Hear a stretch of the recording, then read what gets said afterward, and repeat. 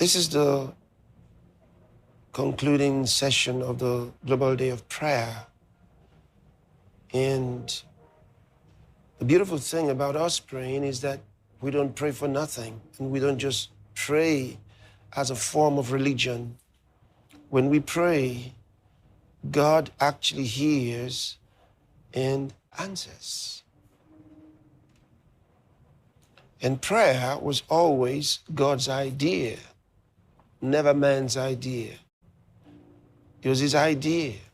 He told us to pray because he intended to answer. And that's an important thing we should always bear in mind. It wasn't us wanting to pray. It wasn't us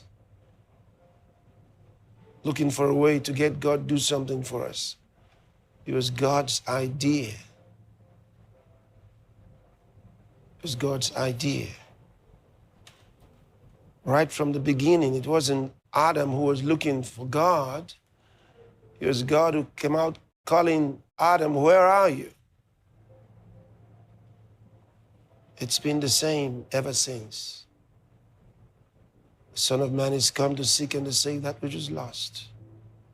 Sinners weren't looking for him. He was the one searching for them. And he sent us to seek the lost, and we're still doing it. God needs us to pray because he's given man authority over the world, and he needs us to give him the legal right to act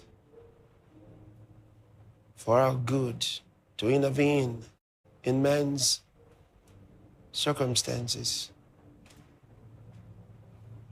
He needs us to invite him into our life situations. He wants to.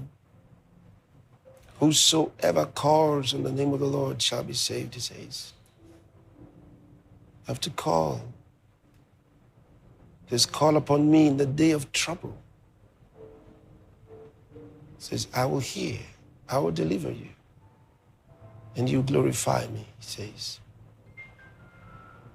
So throughout the scriptures, the principle is the same. He says, you have not because you don't ask. See, you don't ask. He says, ask and receive, that your joy may be full. He says, if you don't have, it's because you didn't ask.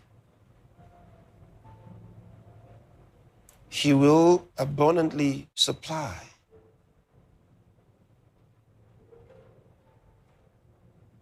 It's not your place to say how he should do it, because your finite mind cannot tell how he must do it. He knows far better than you. Always wants to help you. Always wants to give you answers, solutions. All he's ever asked for is your trust, your faith. He says, if you can only believe, all things are possible to him that believes. If you can only believe.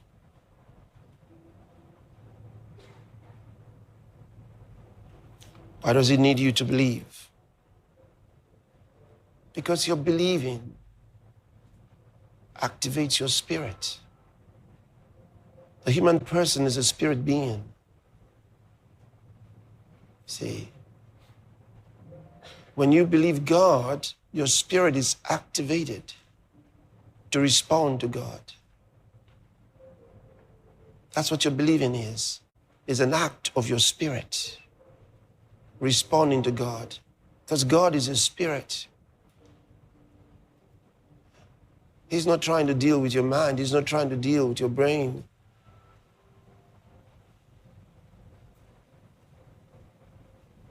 Spirit communicates with spirit. Jesus said, God is a spirit. Those who worship him must worship him in spirit and in truth. So he says, with the heart, man believeth unto righteousness. With your heart, with your spirit, you believe. So that's how your spirit is activated to connect with God. When you don't believe, you're not connecting. Your believing establishes a connection with God. That's why he wants you to believe. If you can only believe, he says, all things are possible. Because at that point, you are connected to infinite resources. All things are possible. There's no situation in life that God cannot respond to. There's no problem that's too hard for God. He says, I am God. I am the Lord. Is there anything too hard for me? Nothing. But you must establish a connection by believing. Believe. That's all he ever asked for. Two blind men followed Jesus, calling on him to respond to their cries. He didn't say anything until he got to the house. He turned to them, he said, do you believe I'm able to do this? And they said, yeah, Lord. It touched them and their eyes were opened. That's the way it is. Doesn't matter what your case is. And when we pray like this, he responds to us. Look at that 1 Timothy chapter 2 that we read from verse 1. It says, I exhort therefore that first of all, supplications, prayers, intercessions, and giving of thanks be made for all men. See, it's God who's telling us how to pray and who to pray for. He gives us these 4 different kinds of prayers to be made for all men, for everybody. So when you pray for others, they're going to get what you're praying for them for because you're asking in their behalf. But then you also get blessed. Look at it. It's quite balanced. I exhort, therefore, that first of all, supplications, prayers, intercessions, and giving of thanks be made for all men. And then he goes on, the next verse, for kings and for all that are in authority. All that are in authority. That's amazing. In your life, who are those that are in authority? He's telling you to wield some power over the circumstances of your life, over things that concern you. So he says, I want you to pray for them. And gives you different kinds of prayers, including thanksgiving for them. Then you get your own blessings from your praying, that we may lead a quiet and peaceable life in all godliness and honesty. So he blesses them with whatever you're asking in their behalf, and he blesses you for praying for them. And he tells you what blessings you get for praying for them. A quiet and peaceable life in all godliness and honesty. That is remarkable. That's the reason some of us can be an oasis in a troubled world. What do I mean by that? If you don't pray, you're going to get into trouble. Selectively. So don't think you can get away with it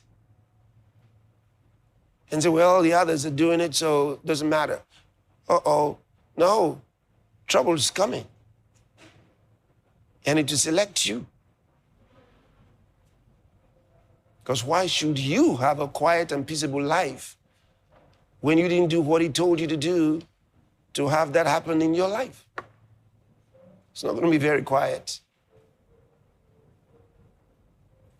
It's not going to be peaceable.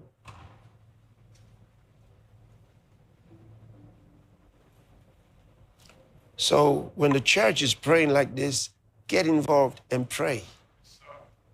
You're part of it.